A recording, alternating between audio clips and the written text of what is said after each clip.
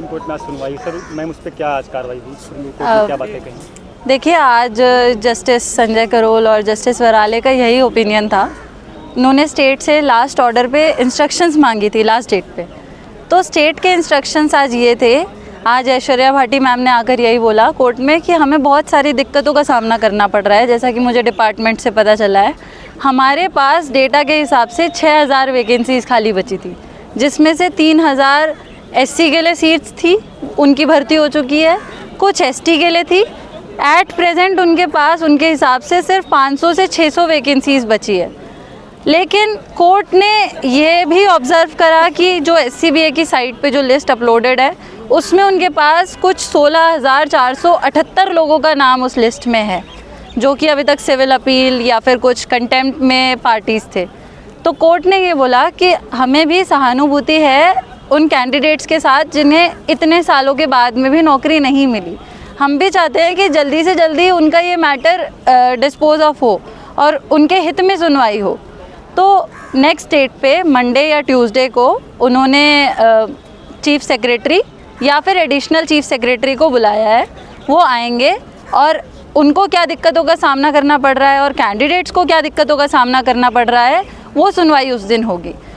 और सुनवाई के दौरान ही मैंने कोर्ट में मेंशन किया था कि हमें कुछ और भी प्रॉब्लम्स है। कुछ कैंडिडेट्स ऐसे भी हैं जिनका वो 16,000 वाली जो SCBA की साइट पर लिस्ट अपलोडेड है उसमें भी उनका नाम नहीं है।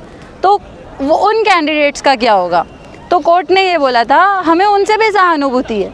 अगर कुछ लोग सिविल अपील के में पार्टी थे बट एट प्रेजेंट वो कंटेम्प्ट में पार्टी नहीं है या फिर उनका नाम उस लिस्ट में दर्ज नहीं हो पाया, तो वो अपना नाम, एक गूगल फॉर्म अभी पब्लिश होगा SCBA की साइट पर, उस फॉर्म में अपना नाम और अपनी डिटेल्स वगैरह सब डाल सकते हैं। फिर उनके लिए एक और लिस्ट आ जाएगी। तो इस तरीके से एक दो जितनी भी लिस्ट है वो आ जाएगी कोर्ट के पास में। और सारे कैंडिडेट्स की तरफ से mister Vikas Singh will be appearing next date पे। वो कोर्ट को बताएंगे कि इतने सारे कैंडिडेट्स हैं जिनकी अलग अलग तरीके की प्रॉब्लम है। बहुत सारे कैटेगरी के बच्चे हैं, OBC है, SC है, ST है, जनरल है, कुछ के मार्क्स ज़्यादा हैं, कुछ के मार्क्स कम है, लेकिन एटलीस्ट कुछ का ये कहना है कि उन्होंने टेट पास किया है, जो कि सिविल अपील के ऑर्डर में भी एक फाइंडिंग थी कि NCTE की गाइडलाइंस बाइंडिंग नहीं है, दे आर जस्ट गाइडलाइंस।